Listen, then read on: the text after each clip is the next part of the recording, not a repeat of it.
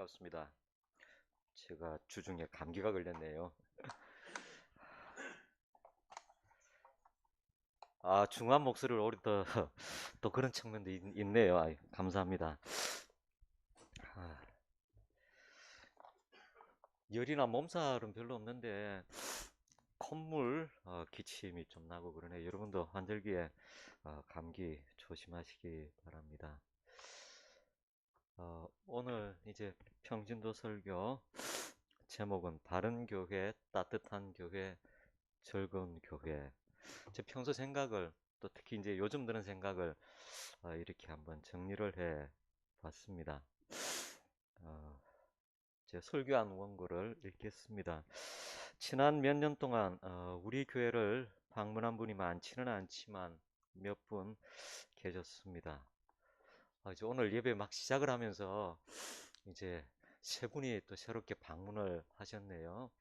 세 분을 예상하고 뭐 설교를 준비한 원고는 전혀 아닙니다. 오히려 이제 방문하신 분들에 대한 언급이 조금 나와서 오히려 부담을 드리지 않나 이런 그 살짝 당황스러운 생각도 들기도 했는데 뭐 별로 부담 안 가시셔도 됩니다.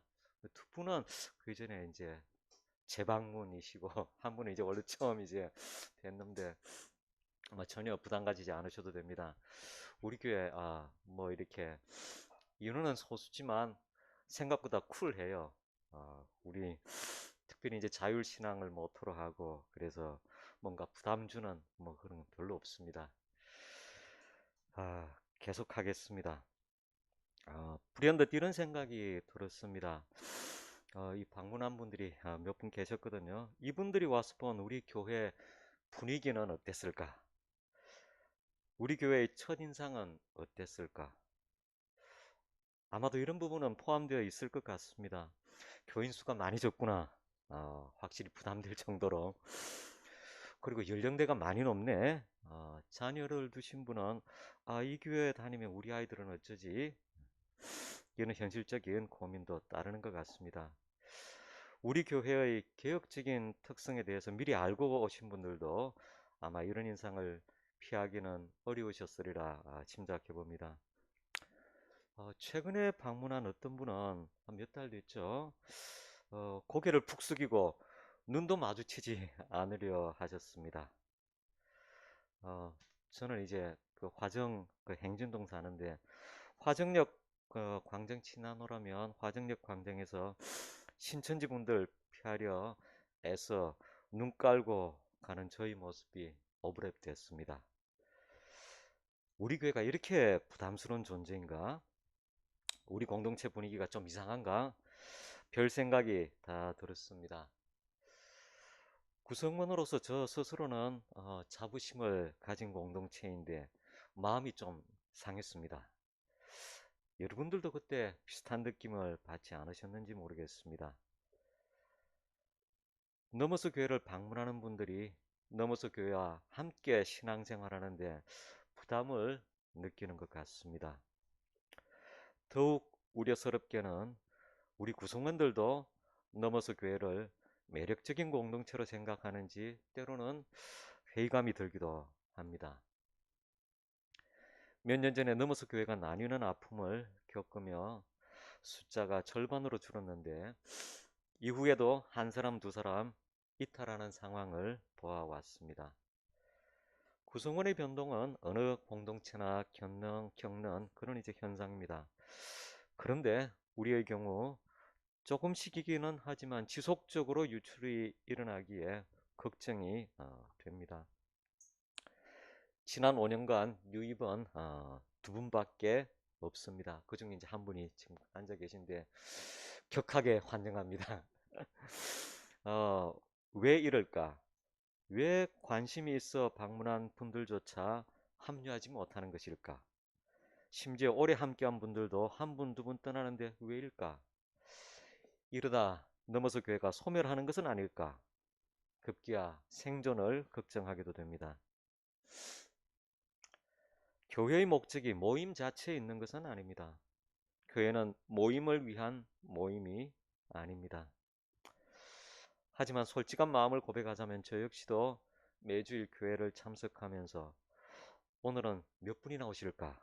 아, 오늘은 이분이 안 오셨네. 빈자리가 더 썰렁하게 느껴지네. 등등의 느낌을 치울 수가 없습니다. 거꾸로 그동안 얼굴을 잘 보이지 않던 분들이 우연히 같은 날 모두 참석해 오랜만에 교회가 왁자지껄해지면 아, 마음이 좋네. 생기가 도네. 온기가 도네. 이런 생각을 하기도 합니다. 불과 몇 분 더 참석했는데도 활기가 도는 것을 감안하면 교회 생활에 숫자도 무시할 수 없을 것 같습니다. 그래서 숫자와 관련해서 몇 가지 경우를 머릿속에 그려보았습니다. 첫째는 넘어서 교회가 소멸을 향해 점점 숫자가 줄어가는 경우입니다. 생각하기도 싫은 끔찍한 경우죠. 두 번째는 정반대로 100명, 200명 계속 늘어나는 경우인데 10여 년 전에는 100명을 넘어갈 때도 있었다고 들었습니다. 세 번째는 지금 교회의 물리적 공간을 가득 채울 수 있는 4, 50명 정도의 인원으로 오순도순 모임을 지속해가는 경우입니다. 몇 년 전에 넘어서가 나뉘기 전에는 사실 우리도 그 정도 모였죠. 이 자리가 꽉 차게 몇 개 되지는 않지만 그래서 지금은 세 번째 경우를 향해서 몇 가정만 더 늘어도 좋겠다 싶은 그런 심정입니다. 그러면 오순도순 행복한 교회 생활이 될 것 같은 생각도 듭니다. 그런데 나누기 전 4, 50명 모일 때 교회 생활이 과연 마냥 행복했던가 스스로 자문해 보면 꼭 그렇지만은 않았다는 생각도 듭니다. 그래서 숫자가 해결된다고 행복한 교회가 되는 것은 아닐 것 같습니다. 사실 당연한 이야기죠. 예컨대 내년에는 우리가 원하는 안정적인 숫자 4, 50명 정도 모이면 우리는 개혁교회답게 목표가 아주 소박합니다. 4, 50명이 우리의 영혼의 숫자입니다. 그렇게 되면 넘어서가 이제는 정말 행복한 교회가 될까? 쉽지 않을 것 같습니다. 우리는 불완전한 존재이고 불완전한 우리가 모인 교회도 불완전합니다. 지금 생각하면 나누기 전 넘어서는 적어도 숫자 면에서는 참 좋은 숫자였는데 근데 왜 나뉘었을까? 분열하면서 뼛속 깊이 깨달은 것은 우리 공동체의 부족함이었습니다.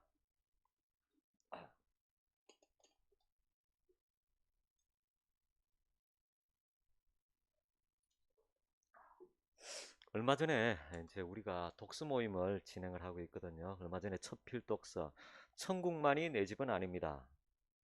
읽고 토론하는 모임을 가졌습니다. 열띤 논의 중에 떠라고는 한 분이 이 책의 원제목이 Heaven is not my home 이네요. 천국은 내 집이 아닙니다. 라고 주의를 환기시켜 주셨습니다. 원제목하고 번역된 제목하고는 살짝 다른데 많이 사실은 다르죠. 그동안 이 책을 읽으며 저는 책 내용을 관통하는 프레임으로 죽어서 가는 저 천국만이 내 집은 아니고 이 땅도 소중한 내 집이라는 생각을 해왔습니다. 그래서 저 천국과 이 땅 둘 다 내 집이라고 생각해 왔는데 책의 원제는 뜻밖에도 천국은 내 집이 아니라는 겁니다. 도대체 이게 뭔 말이지? 신앙인에게 본향은 저 천국이라고 믿어왔는데 저자는 도대체 뭘 말하고 싶은 걸까? 우리에게 익숙한 찬송가 가사 또 이렇게 우리에게 말하고 있습니다. 죄 많은 이 세상은 내 집 아니네. 저 천국 없으면 난 어떻게 하나. 저 천국 문을 열고 나를 부르네. 나는 이 세상에 정들 수 없도다. 이렇게 노래하고 있는데 저자는 정반대의 주장을 하니 대체 어느 쪽이 맞는 이야기일까? 천국이 내 집이 아니라니 도대체 무슨 말인가 좀 혼란스러웠습니다. 곰곰 생각해보니 이렇게 정리가 되었습니다. 슬라이드 하나. 우리의 죄송합니다.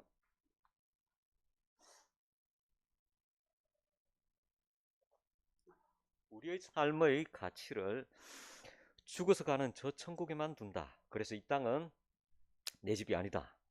두 번째는 저 천국과 이 세상에 우리 삶의 가치를 반반씩 둔다. 그래서 둘 다 내 집이다. 세 번째는 이 세상에 집중한다. 그래서 저 천국은 내 집이 아니고 바로 지금 내가 사는 이 세상이 내 집이다. 그동안 저는 두 번째 입장을 취해 온 것 같습니다. 근데 곱씹어 볼수록 삶의 입장에 묘한 설득력이 있는 것을 발견하게 됩니다. 이 책의 저자도 궁극적으로 임하게 될 하나님 나라, 즉 새하늘과 새 땅마저도 우리의 집이 아니라고 주장하는 것은 아니라고 생각합니다. 아마도 그동안 기성교회에서 강조해온 죽어서 가는 저 천국이 우리의 집이 아니란 말을 하고 싶은 것이겠지요. 살아서 삶을 이어가는 이 땅이 좋든 싫든 우리의 집이라는 의미겠지요. 나아가 죽어서 가는 저 천국에 대한 잘못된 갈망은 그만 잊어버리라는 말이겠지요. 다시 말해 예수를 마치 주문 외우듯 고백하면 천국행 티켓을 얻을 수 있다는 좁은 구원관을 버리고 이 땅에 도래한 하나님 나라를 넓혀가는 삶을 살라는 그런 의미겠지요. 죽어서 가는 저 천국만 바라보고 이 땅에서의 삶은 전도와 주일교회 활동 외에는 무책임하게 방기하는 태도를 버리라는 말이겠지요. 죽어서 가는 저 천국을 갈망하는 에너지는 죽을 때 쓰고 지금은 이 땅에서 신앙인으로서 어떻게 살 것인가에 그 에너지를 쏟으라는 말로도 들립니다. 자, 그렇다면 신앙인으로서 내 집인 이 땅에서 어떻게 살아갈 것인가? 이 세상 속에 도래한 작은 하나님 나라인 교회 공동체는 달리 표현하면 누룩이 퍼져가듯 세상에 스며들어 세상을 변화시켜 나가는, 그래서 하나님 나라를 확산시켜 나가는 누룩 같은 존재로서의 교회 공동체는 어떻게 이루어 나갈 것인가? 이 두 질문, 내 집인 이 땅에서 어떻게 살 것인가? 그리고 이 땅에서 교회 공동체는 어떻게 이루어 갈 것인가는 연결된 문제라고 생각합니다.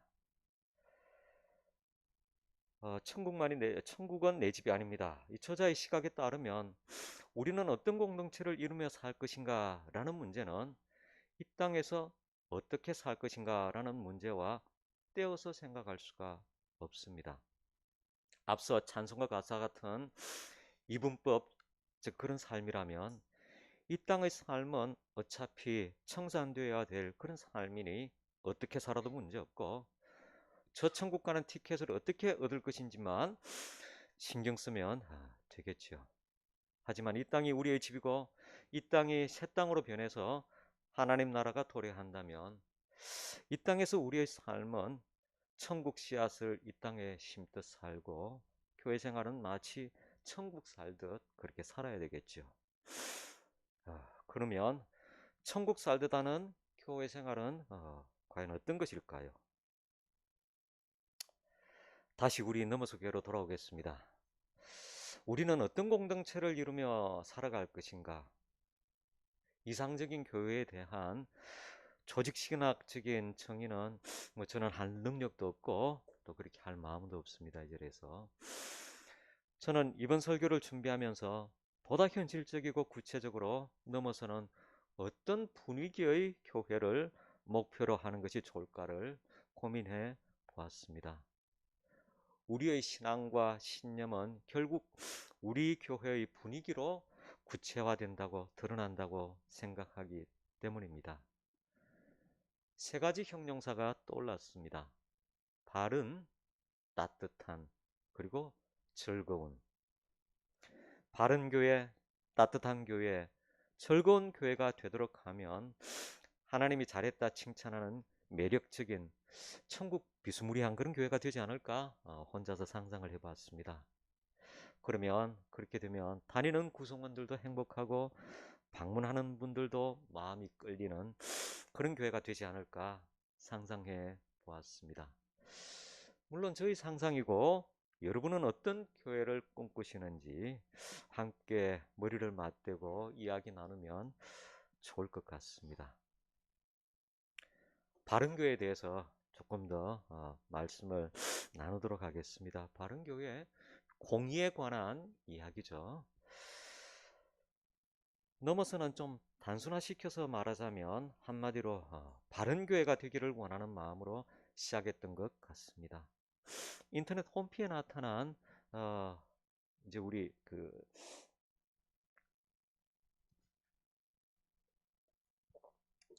홈페이지에 여러 가지 자료들이 있거든요. 인터넷 홈피에 나타난 넘어서 교회의 초창기 모습은 교회가 사회보다 부패해가는 이런 현실에서 소금 같은 교회가 되기를 원하는 그런 마음으로 시작했던 것 같습니다.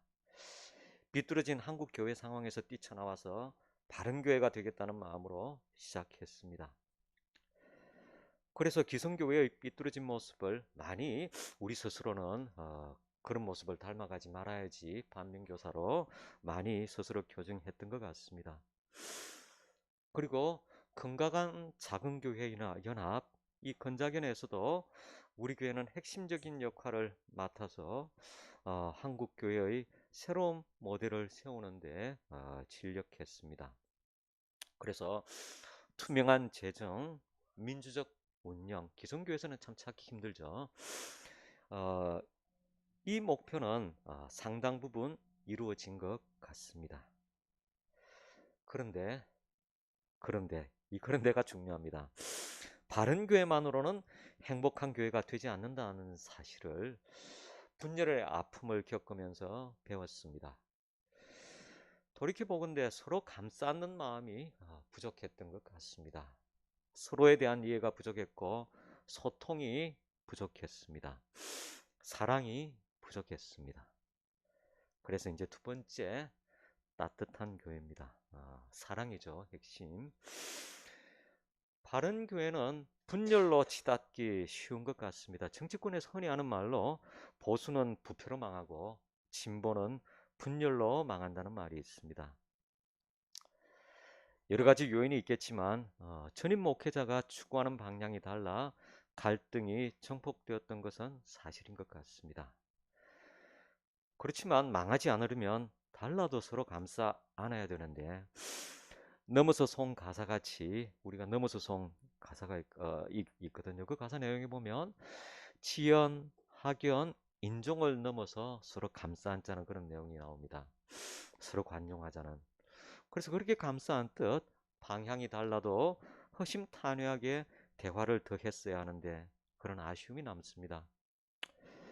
이스라엘 백성의 성숙을 위해서 험한 광야가 필요했듯이 우리에게도 이런 아픈 역사가 필요했던 것 같습니다. 그래서 더 소통하고 더 감싸 안는 따뜻한 교회의 필요를 느끼게 된 것 같습니다. 교회를 이야기할 때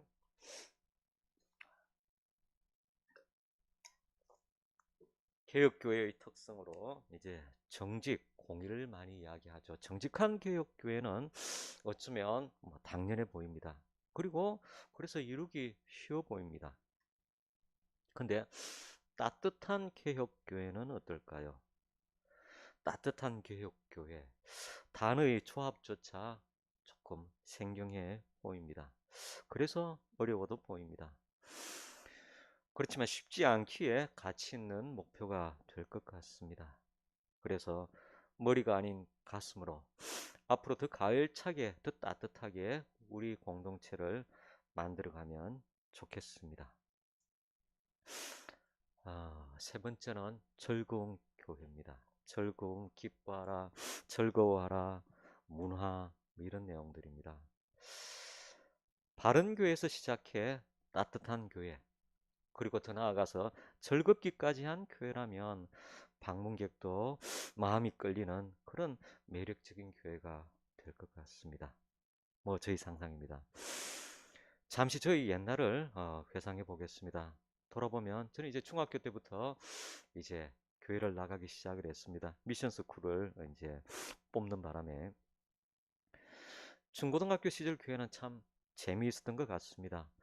그때는 문학의 밤도 있었고 크리스마스 밤샘도 있고 지금도 기억나는 거는 새벽성 돌다가 이북에서 오신 장로님 댁에서 새벽에 끓여주신 만둣국에 대한 기억 지금도 생생합니다. 50년이 지난 지금도 이 기억은 입안에 침을 고이게 합니다. 지나간 시간이라서 소중하게 기억되는 건가요? 잘 모르겠습니다. 어찌되었든 재미난 기억은 행복하게 해줍니다. 재미난 삶은 행복하게 해줍니다. 그래서 지금은 지금 시절에 맞는 우리 교회에 맞는 그런 재미를 일구어가면 좋을 것 같습니다. 근데 이거 좀 너무 나이브한 생각 아닌가?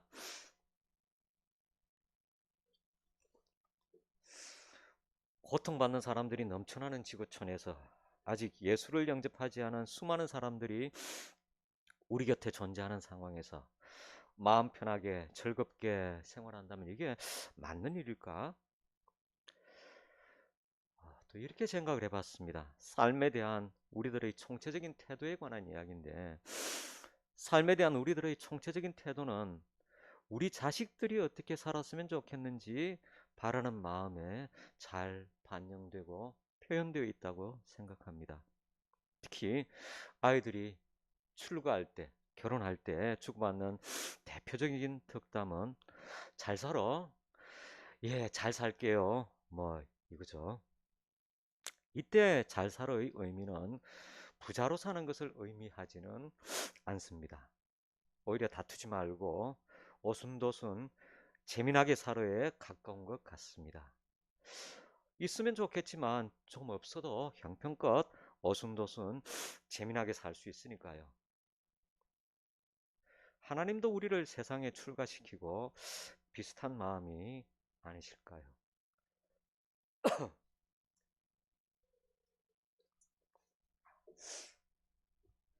하나님은 우리가 하나님이 주신 이 땅에서 우리가 재미나게 행복하게 살기를 바라시지 않으실까요? 이런 맥락에서 솔로몬의 전도서를 읽어보겠습니다. 몇 가지 역번 중에서 공동 번역이 제일 실감나게 번역이 되어 있더라고요. 제가 읽겠습니다. 전도서 5장 18절에서 19절 말씀입니다. 내가 깨달은 것은 바로 이것이다. 멋지게 잘 사는 것은 하늘 아래서 수고한 보람으로 먹고 마시며 즐기는 일이라는 것이다. 인생은 비록 짧아도 하나님께 허락받은 것이니 그렇게 살 일이다. 이것이 인생이 누릴 몫이다. 먹고 살 돈과 재산을 하나님께 몫으로 받은 사람은 누구나 그것을 하나님의 선물로 알아 수고한 보람으로 즐길 일이다. 하나님께서는 사람들이 행복하게 살기만 바라시니 인생 너무 심각하게 생각하지 마라. 저도 한때는 인생을 매우 심각하게 생각했습니다. 근데 지금은 많이 그때에 비해서 가벼워졌습니다. 내 작은 머리로 하나님 지으신 세상을 심각하게 접근했던 그런 적이 있는데 돌아보면 좀 주제넘지 않았나 이런 생각을 하게 됩니다. 자타공인 성경에서 지혜의 왕이라고 하는 솔로몬도 자신의 삶을 돌아보며 전도서에서 이러한 접근의 부질없음을 토로하고 있습니다. 솔로몬이야말로 온갖 지혜를 다 가지고 온갖 영화를 온갖 문화적인 활동을 뭔가를 다 해보고 이렇게 토로합니다. 소박하게 식구들하고 친구들하고 같은 이제 우리 교인들하고 교회 식구들하고 밥 한 상 나누는 것이 참 큰 즐거움이라는 겁니다. 열심히는 살되 열심히는 하되 내가 이해하고 내가 할 수 있는 일은 아주 제한적이니 주님 허락하신 삶을 감사하면서 행복하게 살으라고 솔로몬은 우리에게 충고를 하고 있습니다. 가만 돌아보니 즐거운 교회 생활, 행복한 교회 생활에 대한 이야기는 우리 교회에서는 꽤 생소한 이야기 같습니다. 이런 이야기 별로 들어본 적 없거든요. 교회 이름 중에 행복한 교회, 교회명을 봤나? 즐거운 교회 별로 본 기억이 없습니다. 기성교회에서 생활했던 과거를 돌이켜보면 한마디로 바빴습니다. 사실 성장주의는 그 속성이 바쁩니다. 빨리 성장해야 되니까요. 그래서 구성원들을 온갖 행사들로 바쁘게 동원하죠. 기성교하고 달리 넘어서 같은 개혁교회는 어떤가요? 예컨대 이런 교회 다니고 싶다. 그래서 이교다 세미나라고 하거든요.